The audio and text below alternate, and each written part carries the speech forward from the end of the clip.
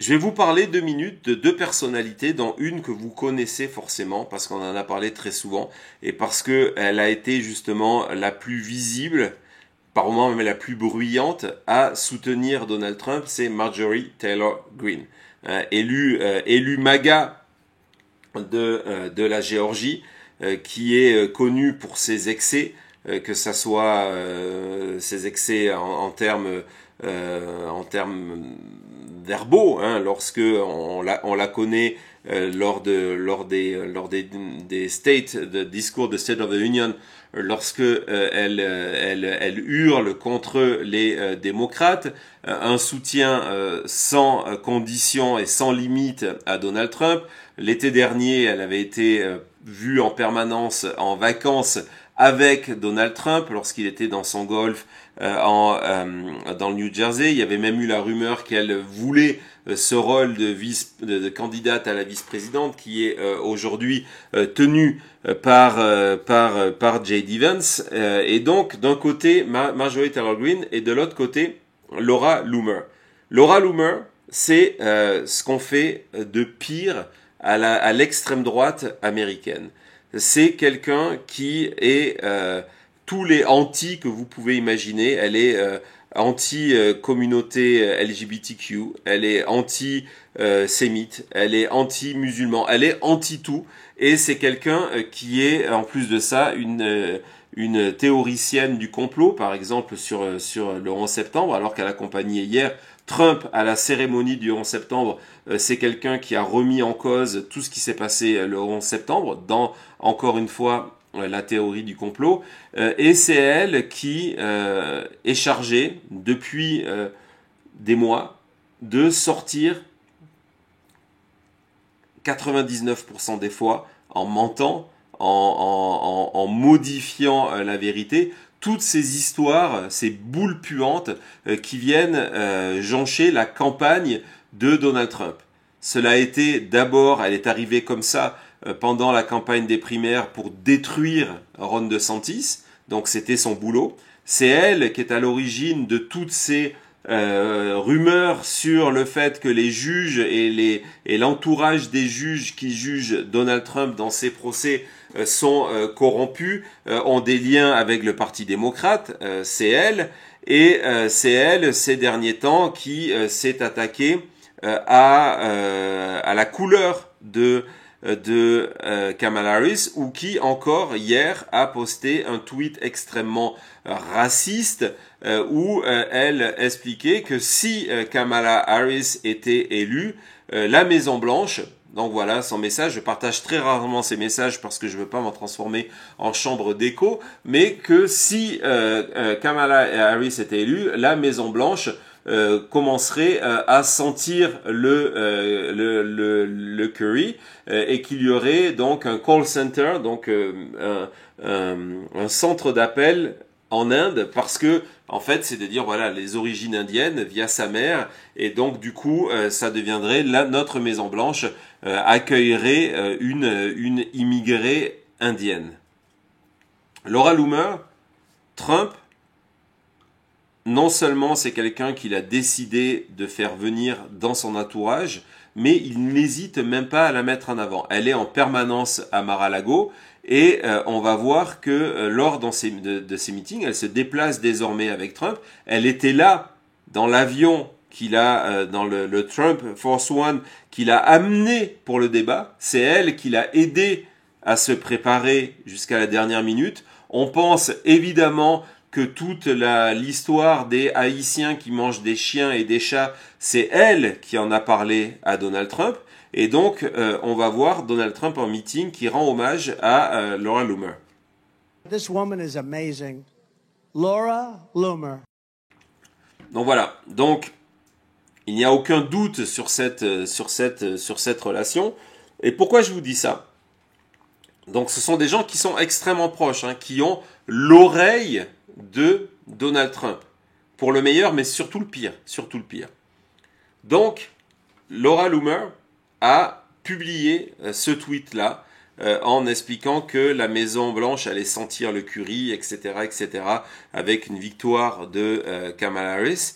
Et Marjorie Taylor Greene, même elle, qui nous a habitués pourtant à toutes les déclarations inimaginables et odieuses et racistes, a dit non, maintenant là c'est trop. C'est trop. C'est complètement raciste. On ne peut pas écrire ce genre de choses.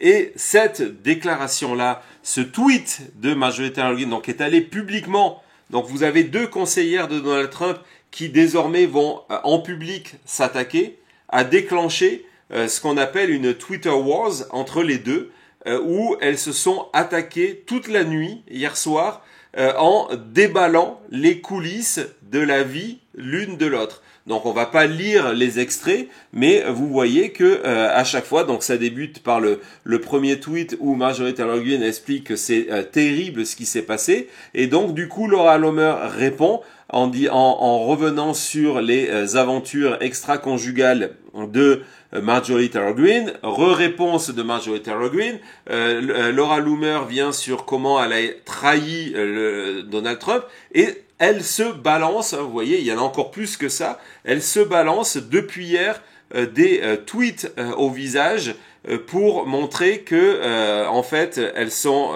l'une et l'autre ont trahi Donald Trump. Donc exactement, le groupe vit bien, c'est exactement ça, Marie-Laetitia. On commence à rentrer en mode d'autodestruction où on balance sur les autres. Hein. Vraiment, ce sont 2 proches conseillères de Donald Trump qui publiquement sont en train de s'attaquer en livrant les dessous de la campagne, de l'argent qui est transféré de manière plus ou moins légale, des soutiens aux uns aux autres, des trahisons, etc., etc. En principe, ce genre de choses se passe à 2 moments. Quand il se passe après la campagne, c'est qu'une campagne a été balayée, et donc on pointe du doigt les autres, et lorsque il se passe avant une campagne, c'est que la campagne est en mode de panique.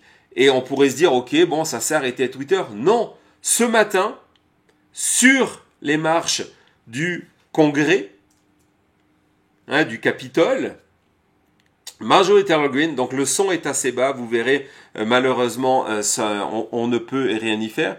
Marjorie Taylor Greene est allée en rajouter une couche, et cette fois-ci, en faisant une conférence de presse improvisée pour s'attaquer à Laura Loomer. Ce sont les requins qui sont en train de se manger entre eux. Oui, sortez les pop-corn.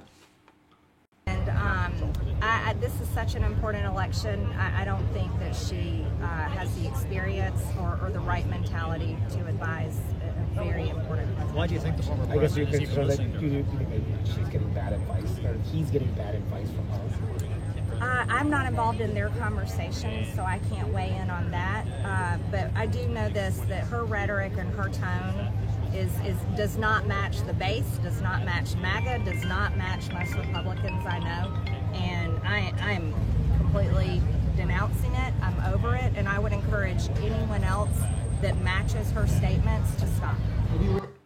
Voilà, donc Marjorie Taylor Greene essaye de se positionner, c'est fou, hein, lorsqu'on connaît le parcours de Marjorie Taylor Greene, elle essaye de se positionner dans la voie de la raison en disant que sa rhétorique, donc la rhétorique raciste, extrémiste de Laura Loomer ne correspond pas à la base MAGA, aux idées MAGA, ne correspond pas à Donald Trump. Donc voilà, on est arrivé au point où les proches de Donald Trump, publiquement, sont en train de s'entre-déchirer. Ça veut dire quoi aussi? Parce que Marjorie Taylor Greene, elle a énormément de défauts, mais elle a une qualité en termes de carrière. Elle sait ce qu'elle veut, elle sent le vent tourner, exactement, et elle se positionne déjà pour l'après-élection. L'après-Donald Trump, hein, c'est un sujet...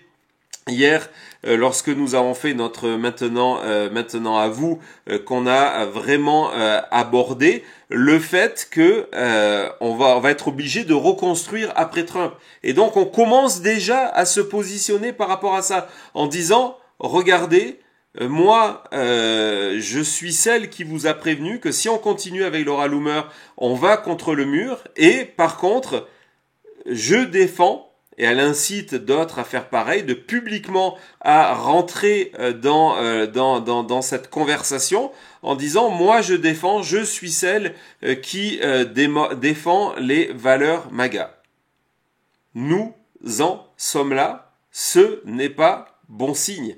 Ce n'est pas bon signe pour la campagne Donald Trump. Et donc, dans notre question de Donald Trump a-t-il déjà perdu l'élection, on se rend compte qu'il a perdu le débat. Et son entourage commence à s'entre-déchirer et à quitter le Titanic. Il y a un nouvel élément qu'on va aborder très rapidement parce que ça méritera de faire un segment à part, c'est celui de l'argent. C'est celui de l'argent. On connaît les chiffres du mois d'août où Kamala Harris a récolté plus de 3 fois la somme d'argent que Trump a levée. Et il y a les effets du débat. Les effets du débat, on va vous montrer les statistiques sur ActBlue, qui est un des organismes qui collecte l'argent pour les démocrates.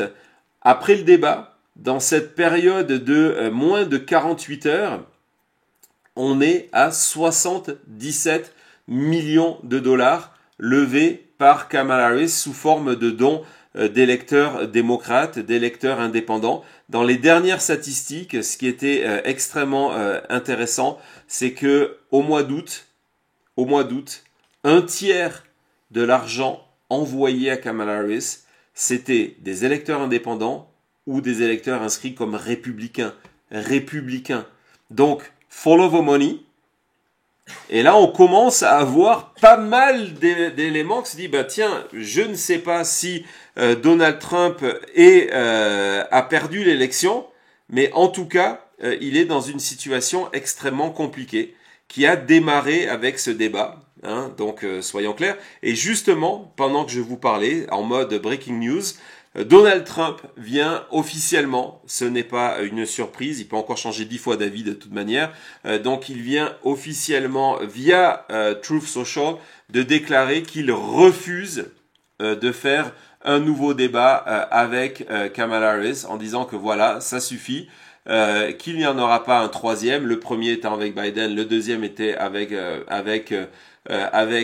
Kamala, de toute façon, il a gagné ce débat-là, donc il a aucune raison de le faire. On vous a montré comment il a perdu ce débat-là. C'est la panique générale. Il ne veut pas le faire parce qu'il n'a pas les moyens intellectuels, émotionnels de répondre à Kamala Harris. Donc il lève le drapeau blanc. Donald Trump se rend. Et ça aussi, c'est encore un indice des difficultés de sa campagne.